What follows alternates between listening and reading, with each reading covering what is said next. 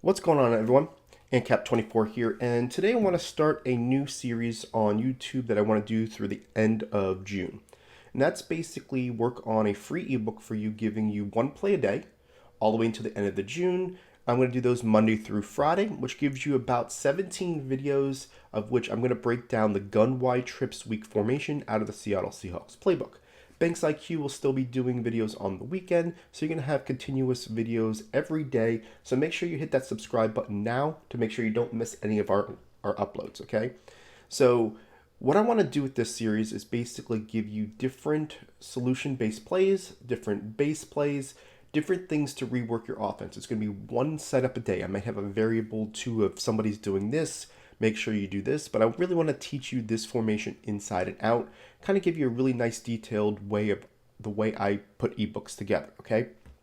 So the first play I want to show you is PA post cross shot. I'm just going to show you a base setup that I really like that doubles up as one of the best cover 3 bombs in the game, if not the best in my opinion. So let's go ahead and take a look at cover 3 sky and we'll look at the PA post cross shot. Now, what I want you to do is make sure that you line the X receiver to the wide side of the field. So if you're going to call the stock, make sure you're on the right hash mark. If you're going to call it flipped, make sure you're on the left hash mark, okay? So what we're going to do here is we're going to block our running back. We're going to move this X player in, okay? Then I'm going to smart route him. I'm going to put the B on a post corner, okay? Now, the B on a post corner is something in which you need to have a route apprentice or a hot route master to do. It is something we're going to give you another alternative if you're playing regs and don't have that, just so that we have the ability to show this against everything. I do prefer the post corner because I do think it's a quicker pulling route. And the last thing you're going to do is look at the A receiver, which is your tight end. You have a variable on this play. The first thing I'm going to show is if they look like they're blitzing, go ahead and keep Howard as a blocker. This way you have max protection. All you need is these 3 routes. So let's go ahead and show it to you here. And what you're going to see is how this X is going to get over the top to this player for the 1-play score. Okay? You're going to see it's going to be a really nice opportunity to do that. Okay? Now, if they're not blitzing, I'm going to tell you to put the A on a drag. We're going to put the X on the post. And then we're going to put the B on the post corner. What you're going to see here, this is going to open up a really nice 1-2 option. First, you're going to have the high-low with the A and the RB going across to the left, and then you have the X going to the right. I'm going to show you how this goes ahead and really put strain on the defense. So let's watch this here. You're going to see that this X is still going to get open over the top to the right-hand side, and I'm going to show you something here that is going to really give you high success in game, okay? So let's go ahead and look at it.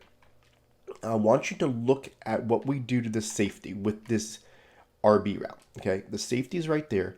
He has to look at these 2 players and say, which one do I need to cover? They're both going into my zone, and they're both going deep, right? Now, watch what the safety does. He's going to take a false step to the left, right there. See that false step to the left?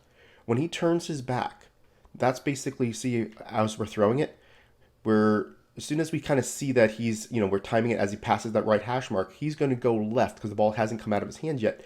That's really going to open up your ability to not have a user click on for the 1-play score, okay? Now, what I also want to show you is how open this player is, okay? This crosser right there. The user has to make a decision. Do I cover the bomb or do I cover the crosser? The crosser is going to get wide open on the left-hand side of the field, and you're going to be able to throw it to him. Okay, so let's go ahead and show that here with the crosser this time. We're going to move this guy over, put him on a smart route, block our running back, put the A on a drag, B on a post corner. Now, if the user goes ahead and takes the X away, it's not a big deal. We throw it to this guy, get ourselves some easy yards. The longer you wait on that throw, the more yards you're going to have. So I'll show it to you where this time I'm going to wait a little bit to where it gets more towards the numbers or the left side of the numbers on the left-hand side of this field. And what you're going to see here is you're going to have a really nice opportunity to not only hit the A, but if you wait a little bit longer, throw this ball over here, catch your ball, get up the field, right? So you have a really nice 2-way option when it comes to cover 3. You're just picking the option in which the user does not, okay? Now, if they're to do protect the sticks, which I'm going to do here for you just so you can see what happens on the play. And I'm going to tell you right away, it does nothing, okay? Protecting the sticks does not protect this bomb. All it does is take your players that are underneath in the curl flats, the purple zones, and move them to the 10-yard mark, right? So when you see that, protect the sticks isn't going to do anything. You're still going to be able to bomb that guy, okay? Obviously, I made that throw a lot harder myself because I moved to the left before I threw it right, kept it in the air. If you want to have success with this, you want to minimize your throw to make sure that nobody can click on. Minimizing your throw would be either kind of rolling to the right a little bit or moving up in the pocket. Now, you're trying to ask, what can they do or what are they doing if they're playing cover 3 and they're stopping it? What they're doing is they're putting their outside guys and outside deep halves. Okay, so when they deep half their players and play an inverted outside coverage, what they're doing is they're basically taking away the bomb.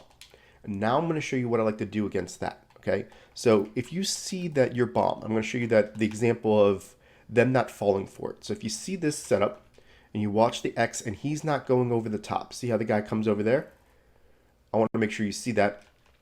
You had two options, right? The first option was you're looking for the bomb.